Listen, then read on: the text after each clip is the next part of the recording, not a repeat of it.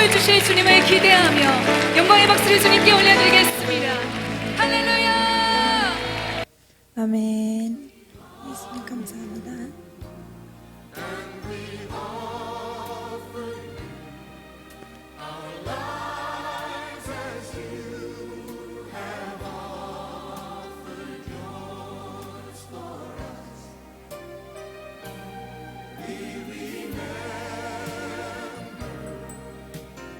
All you've done for us.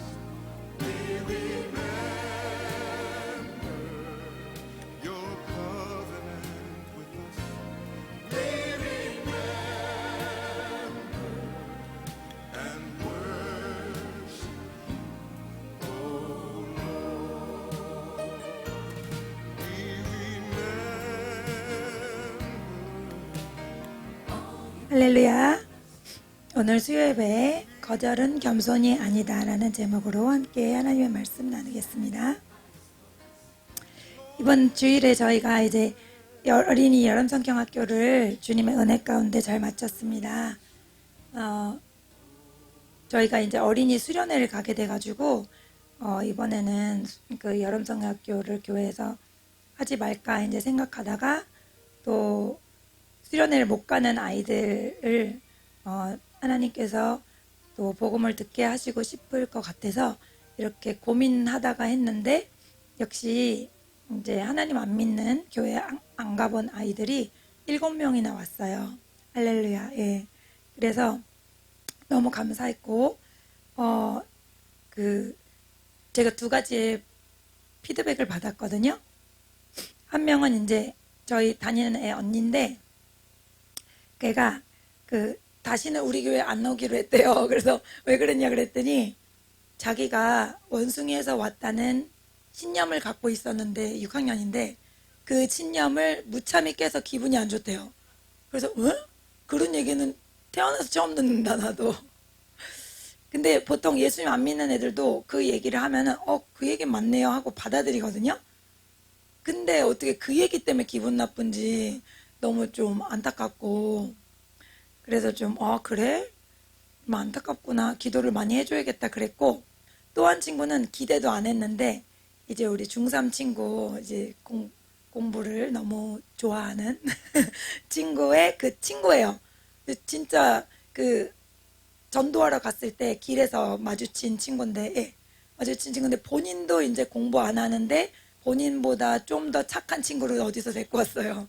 그래가지고 왔는데 이제 교회 처음이고 찬양 같은 걸 전혀 모르니까 찬양할 때는 그래 핸드폰 만져라 그냥 그랬어요. 처음에는 저는 기대도 안 하고 그리고 자기는 1시간 반이 넘으면 가겠대요. 처음부터. 그래서 알았어 그리고 이제 앉아 있는 것만도 웬일인가 하고 놔뒀는데 웬일인 걸 1시간 반 지나도 안 가더라고요. 그리고 저희가 너무 늦게 끝나가지고 2시간 반 정도 됐어요. 근데 그거 다 하고 간 거예요. 그러고 나서 걔가 와가지고는 선생님 근데요 제 친구가 선생님이 좀 웃긴 것 같대요 이러는 거예요. 그래서 그래? 그래서 왜냐면 집에서 이제 집에 제 아이들한테 굉장히 재미없는데 왜 오래 했냐는 피드백을 받고 상처를 받고 있어서 그래 다행이다 막 그랬는데 이제 그러더니 또 안 하네요. 또 하면 온대요 이러는 거예요. 그런 거 선생님이 또 하면 오겠다 그러고 또 영어도 선생님한테 배우고 싶대요 그러는 거예요. 그래서 너무 감사하다고. 정말 한 번도 교회 안 갔던 애인데 그래서 어쨌든 이제 2가지 반응이었는데 싫은 애도 있고 좋은 애도 있고 하나님이 하나님의 뜻대로 그 마음을 주관하시는 줄 믿습니다. 그리고 이제 초등학교 전도도 계속 하고 있는데 애들이 이제 매주 오는 애들이 있거든요. 매주 똑같은 애들이. 그런 애들은 근데 제가 이제 매주 오는 애들을 다 기억하지 못해요. 하도 막 빨리빨리 읽고 넘어가다 보니까 다 얼굴을 기억하지 못하는데 어떤 애들은 저보다 제가 이렇게 질문을 하면은 먼저 대답을 해요. 예수님 안 믿고 죽으면 어떻게 되지? 지옥이요. 먼저 빨리 대답해서 너 교회 다니니? 그랬더니 아니요 저 여기서 배웠는데요. 그래가지고 제가 너무 기쁘고 더 반가운 거예요. 비록 그 아이들이 이제 저희 예배에 이번 축제에 같이 왔으면 했지만 못 왔지만은 그럼에도 불구하고 자기가 영적인 존재라는 것과 죽으면 심판이 있다는 것을 아는 것만으로도 얼마나 감사한 일인가 생각하고 참 보람이 있었습니다. 요새 너무 더워가지고 한 20분밖에 안 하는데도 막 땀이 죽죽 흐르거든요. 그래도 하나님이 그 일을 참 기뻐하시겠다는 생각을 하고 감사했어요. 예. 우리 또 교회에서 많은 성도들이 전도헌금을 해주시는데 그 가치가 있는 투자라고 생각을 합니다. 예. 오늘은 출애굽기 13장 1절에서 11절 말씀 함께 나누겠습니다. 1절 제가 먼저 읽겠습니다. 모세가 그의 장인 미디안 제사장 이드로의 양떼를 치더니 그떼를 광야 서쪽으로 인도하여 하나님의 산 호렙에 이르매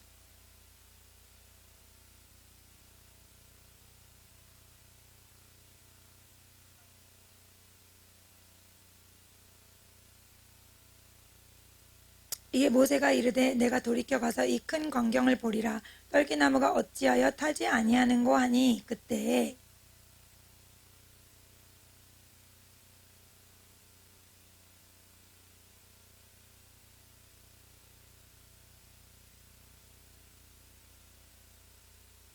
하나님이 이르시되 이리로 가까이 오지 말라 내가 선 곳은 거룩한 땅이니 내 발에서 신을 벗으라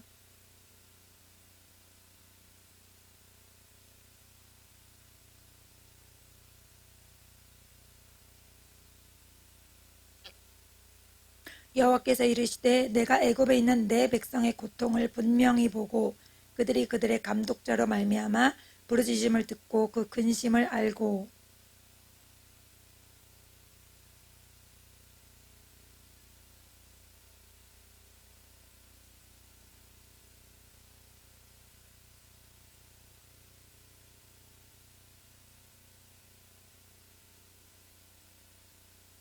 이제 가라 이스라엘 자손의 부르짖음이 내게 달하고 애굽 사람이 그들을 괴롭히는 학대도 내가 보았으니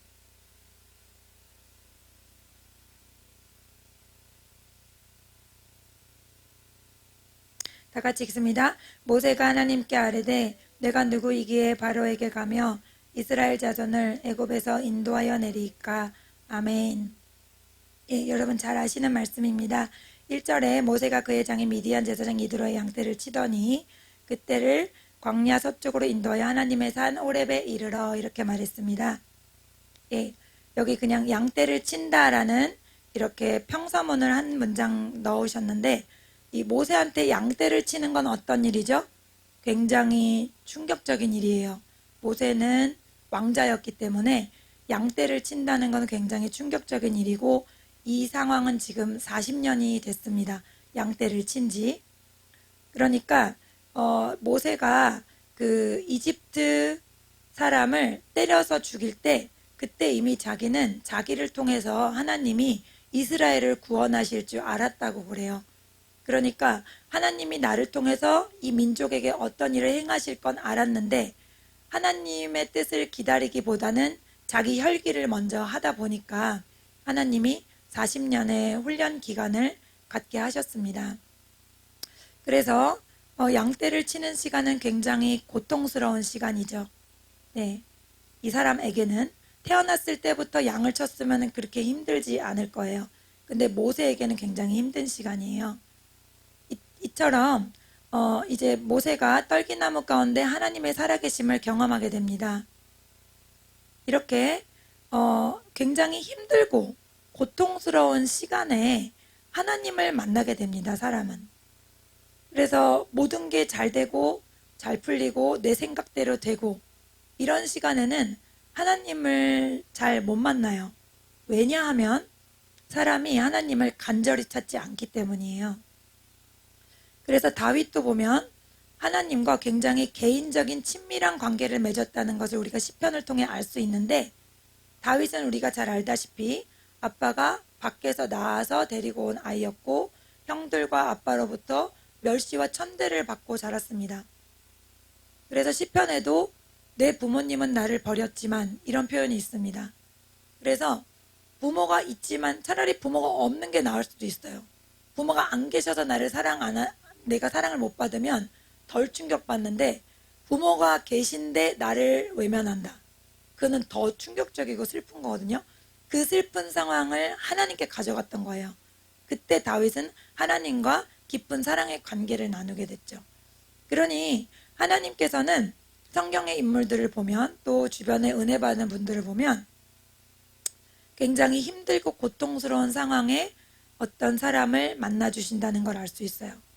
하나님이 고통스러운 상황을 즐기시는가? 그게 아니라 사람이 하나님께 대해 간절한 마음이 그때서야 생기기 때문이에요. 제가 예수님을 믿고 바로 캐나다로 가게 됐는데 그때가 제가 신앙 성장이 가장 많이 됐던 때인 것 같아요. 아무도 없고 말할 사람도 없고 그냥 공부하고 또 교회에서 봉사하고 그거밖에 없는데 그냥 길에 지나가는 한국 사람들조차 그리웠던 그런 외로운 시간에 모든 세세한 것들을 하나님께 말할 수밖에 없는 그런 시간에 하나님은 저를 굉장히 성장시켜 주셨습니다. 그래서 우리가 뭔가가 안 되고 안 풀릴 때는 하나님께서 나를 부르시는 시간이라고 생각하고 주님을 찾으면 하나님께서 모든 것을 팔아도 아깝지 않은 예수 그리스도라는 보물을 깊이 있게 만나게 하실 줄 믿습니다. 예, 그래서 모세가 이렇게 양떼를 치는 힘든 시간을 통해 하나님의 산 호렙에 올라가게 되었다는 거예요. 아마 처음이 아니었던 것 같아요. 이렇게 올라간 걸 보면은 이제 나중에 하나님께서 모세야라고 부르실 때 모세가 만약에 처음이었으면은 못 알아들었을 수도 있어요. 사무엘을 부르셨을 때 사무엘은 어떻게 했죠? 하나님의 목소리인지 알아보지 못하고 엘리 제사장한테 갔죠. 저를 부르셨나이까? 아니다, 난 널 부르지 않았다. 저를 부르셨나이까? 아니다. 저를 부르셨나이까? 이제 또 한 번 부르면 하나님이 너를 부르신 거니 주의 종이 듣겠나이다 해라. 이렇게 했잖아요. 근데 모세는 모세야 모세야 하는데 바로 제가 여기 있나이다 이렇게 말합니다. 그러니까 분명히 이 고통스러운 시간에 모세는 뭘 했다는 걸 알 수 있죠? 기도하고 하나님과 개인적인 교통을 했다는 것을 알 수 있습니다. 그때 여호와의 사자가 떨기나무 가운데로 나오는 불꽃 안에서 그에게 나타나시고 불이 붙었으나 그 떨기나무가 사라지지 않습니다. 이렇게 모든 사람은 떨기나무 가운데 나타나시는 하나님과 같이 어떤 일생일대에 한 번의 경험을 해야 됩니다. 다른 사람이 없을 때 나와 하나님과의 독대하는 어떤 경험, 그것을 이제 성경에서는 거듭난다고 말하시고 또 회심이라고 말합니다. 그래서 하나님과 나와의 만남 가운데 나의 모든 가치관이 바뀌고 생각이 바뀌는 그런 어떤 일생의 그런 경험이 우리에게 필요합니다. 모세가 이르되 내가 돌이켜 가서 이 큰 광경을 보리라. 떨기나무가 어찌하여 타지 아니하는고? 그때 주님께서 부르십니다. 모세야 모세야 하며 모세가 바로 이르되 내가 여기에 있나이다 이렇게 말합니다. 그리고 주님은 가까이 오지 말라. 내가 선 곳은 거룩한 땅이니 내 발에서 신을 벗으라 이렇게 말씀하시고 나는 내 조상의 하나님 아브라함과 이삭과 야곱의 하나님이라고 상기시켜 주십니다. 이 말씀하신 이유는 하나님은 아브라함에게 큰 민족을 이루겠다고 약속하셨기 때문이에요. 그리고 그 약속을 이루시는 과정 중에 모세를 사용하시겠다는 거죠. 예. 그래서 하나님은 모세를 선택하셔서 이제 하나님의 계획을 이루십니다. 8절에 내가 내려가서 그들을 애굽인의 손에서 건져내고 그들을 그 땅에서 인도하여 아름답고 광대한 땅, 젖과 꿀이 흐르는 땅, 곧 가나안 족속, 헷 족속, 아모리 족속, 브리스 족속, 히위 족속, 여부스 족속의 지방에 데려가려 하노라. 아멘. 하나님께서 말씀하시기를 내 백성의 고통을 분명히 보았다 이렇게 말씀하세요. 그래서 하나님은 우리가 고통당하고 또 슬퍼하고 괴로워할 때 몰라서 대답을 안 하시는 게 아니고요. 하나님의 가장 좋은 때를 하나님은 예비하고 계시는 줄 믿습니다. 그래서 주님은 왜 이렇게 대답이 없으시지? 우리가 때때로 이렇게 생각하지만 하나님은 하나님의 때에 가장 좋으신 하나님이십니다. 할렐루야. 예, 그래서 주님은 분명히 보고 알고 계시고 그 부르짖음을 들으시고 그 근심을 알고 계십니다. 그래서 우리가 근심이 있고 고통이 있을 때 오늘도 찬양했지만 하나님께 부르짖고 하나님을 찾는 것이 중요합니다. 언제까지요? 주님이 응답해 주실 때까지. 그 그 문제를 해결해 주실 때까지, 나를 만나 주실 때까지. 예. 하나님의 사람들은 그 시간을 포기하지 않습니다. 중간에 포기하지 않고 끝까지 하나님께 달려가는 것을 알 수 있습니다. 이제 가라, 이스라엘 자손의 부르짖음이 내게 달하고 애굽 사람이 그들을 괴롭히는 학대도 내가 보았으니. 네, 하나님의 보좌에 우리의 부르짖음이 상달된다는 것을 우리가 기억해야 됩니다. 그리고 주님이 우리가 학대를 받거나 고통을 당하거나 모욕을 당하거나 억울한 일을 당하는 것을 몰라서 무시하시는 것이 아닙니다. 요셉이 엄청난 학대와 모욕을 당했죠. 형들로부터 팔렸고 또 가서도 열심히 했지만 또 감옥에 갇히고 거기서 계속 모욕을 당하고 억울한 일 투성입니다. 그러나 하나님은 요셉에게 놀라운 생각지도 못한 계획을 갖고 계셨어요. 우리가 이 세상에서 괴롭고 또 억울한 일을 당할 때는 하나님께서 우리를 향한 놀라운 계획이 있으시구나, 그런 것들을 우리가 믿음으로 믿고 선포해야 될 줄 믿습니다. 예, 이제 내가 너를 바로에게 보내어 너에게 내 백성 이스라엘 자손을 애굽에서 인도하여 내게 하리라. 그래서 모세가 40년 동안 훈련을 받은 뒤에 그 다음 이스라엘 백성을 구출하는 거룩한 도구로 선택을 받았습니다. 근데 40년이란 기간은 짧은 기간이 아니에요. 왜 그렇게 오랫동안 훈련을 받아야 됐을까요? 가장 중요한 이유는 모세가 그 혈기가 있었기 때문이에요. 혈기로 사람을 때려 죽였기 때문에 하나님이 그 혈기를 기도와 눈물과 또 삶 가운데 깨뜨려뜨리신 다음에 그 다음에 모세를 사용하셨죠. 만약에 그게 깨지지 않았더라면 어떻게 됐을까요? 이스라엘 백성은 때때로 시시로 뭐합니까? 우리 여기 왜 데리고 왔어요? 우리 죽이려고 데리고 왔죠? 이러면서 어떤 얘기를 하죠? 열받는 얘기를 하죠. 그때 만약에 모세의 혈기가 처리되지 않았다면 나도 못해! 이러면서 어디 갔을지도 몰라요. 근데 하나님은 40년 동안 철저하게 훈련시키시고, 그리고 모세를 어떻게 표현하시냐 하면 출애굽기에 이 사람 모세는 지면에서 가장 온유한 자다, 이렇게 말씀하시잖아요. 얼마나 놀랍습니까? 그렇게 될 때까지 40년이라는 훈련 시간이 필요했던 거예요. 모세가 되게 재밌었을 것 같아요. 창세기, 출애굽기, 민수기, 레위기, 신명기 모세가 받았었는데 하나님이 불러주신 걸 받아 쓴 거잖아요. 근데 자기가 자기한테 이 사람 모세는 지면에서 가장 온유한 자다, 이거 하면서 얼마나 막 신났을까. 와, 하나님 정말이에요? 이러면서 되게 신났을 것 같아요. 예. 어쨌든 그 40년의 시간은 결코 헛된 시간이 아니었다는 것을 우리가 알 수 있어요. 그때 모세는 하나님이 모세야, 내가 너를 통해서 이런 일을 할 거야 라고 하시는데 모세는 이렇게 말합니다. 내가 누구이기에 바로에게 갑니까? 너무 자존감이 떨어져 있어요. 예. 저는 아무것도 할 수 없습니다. 예. 근데 이게 겸손한 것처럼 보이지만 겸손한 게 아닌 거예요. 우리가 믿음이 있다는 것은 나와 하나님이 함께 하시면 어떤 일이 일어나는지를 생각할 수 있어야 되거든요. 불신앙은 뭐죠? 나와 하나님을 분리시켜서 나만 보는 거예요. 근데 우리나라 사람들은 저 못해요, 저 부족해요 이렇게 말하면 겸손한 것 같거든요. 근데 그게 겸손이 아닌 거예요. 성경에서는. 예, 불신앙인 거죠. 그래서 저 못해요, 저 부족해요 이렇게 말하는 건 뭐다? 불신앙이다라는 것을 알아야 됩니다. 다윗 보세요. 다윗은 어린애인데도 나는 여호와와 함께하기 때문에 저런 거인? 저건 아무것도 아니야 이렇게 말하잖아요. 왜요? 하나님이 자기와 함께함을 알기 때문에. 근데 왜 모세는 그것을 고백하지 못했을까요? 왜? 평소에 하나님과 자기와 함께해서 뭔가 믿음의 역사를 경험을 못한 거예요. 삶 속에. 다윗은 어떻게 했죠? 평소에도 곰과 사자를 하나님이 나로 하여금 물리치게 하시는 것을 경험을 했죠. 삶 속에서. 근데 모세는 그런 경험을 못한 거죠.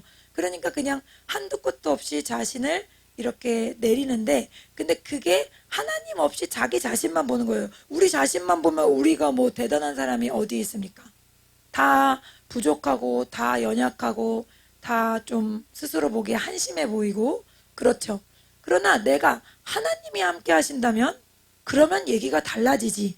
이렇게 보는 것을 하나님은 믿음이라고 하시기 때문에 우리에게 반드시 이런 믿음이 필요할 줄로 믿습니다. 예, 나만 보고 난 못해, 난 부족해. 우리 교회는 뭐 그런 분들 없으셨지만 예를 들어 이제 큰 교회에서 무슨 직분 같은 거 이렇게 맡으시라고 권유를 하면은 저 부족해서 못해요. 저는 너무 아직도 한참 멀었어요. 막 이런 말들을 많이 듣거든요. 근데 그게 겸손한 게 아닌 거예요. 왜냐하면 오랜 동안 그 기도하시고 또 이제 교회 리더들이 함께 기도하시고 하나님께 감동을 받고 이렇게 해서 그 성도를 오랫동안 보면서 이렇게 마음을 받으셔서 결정하신 거기 때문에 아무한테나 교회에 그런 직분을 맡기지 않잖아요. 그런데 그런 결정에도 불구하고 저는 부족해서 못합니다. 그건 뭘 보는 거냐면 날 보는 거예요. 날 보면 당연히 부족하죠. 그러나 나와 함께 하시는 하나님, 저는 부족하지만 하나님이 함께 하시고 하나님이 저에게 능력을 주실 줄 믿습니다. 할렐루야. 이렇게 고백하며 나아가야 될 줄 믿습니다. 모세가 여기에서 끝나지를 않고 이제 원래 어떻게 합니까? 더 자세하게 자기의 못남을 이렇게 표현을 하죠. 4장에 보면은 오 주여 저는 말을 원래 못하고요. 입이 뻣뻣하고요. 혀가 둔하고요. 아주 그냥 자세하게 자기의 부족함을 얘기합니다. 그런데 어때요? 하나님은요. 누가 너를 지었냐? 누가 너의 입을 짓고 누가 너의 말을 하게 하는 자냐? 막 이렇게 하나님이 내가 너와 함께 한다고 적극적으로 이야기하시거든요. 이때 하나님이 얼마나 사랑이 많으신 분인 거를 우리가 알 수 있죠. 저 못해요 그러면 우리 같으면 뭐라 그래요? 그러면 하지 마 이렇게 말하고 싶은데 하나님은 아니야 너의 입을 누가 지었어?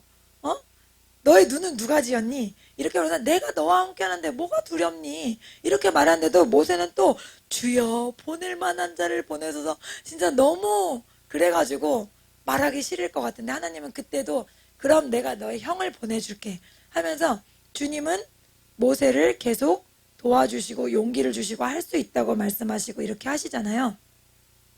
우리 믿음 생활할 때 주변에 연약한 지체들을 볼 때 우리가 나는 못해 이럴 때 그래 너 못해 이러면 안 되고 할 수 있어. 하나님이 힘을 주실 거야.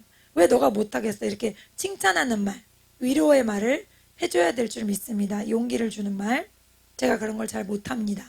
우리 신은정 집사님이랑 우리 엄마 사모님이 잘 하시는데 저는 잘 말을 못해서 근데 이런 말들이 이제 이런 말들을 통해서 하나님은 정말로 하나님의 뜻을 이루어 가시는 거죠.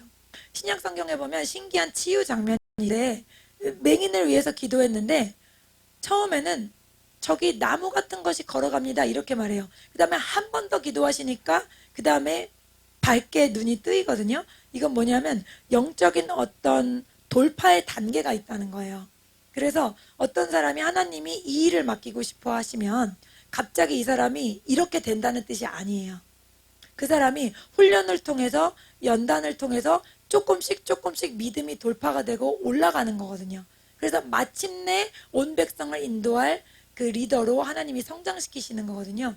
그렇기 때문에 우리도 날마다 하나님께 하나님이 맡기신 그 사명을 위해 더 돌파하기 원합니다.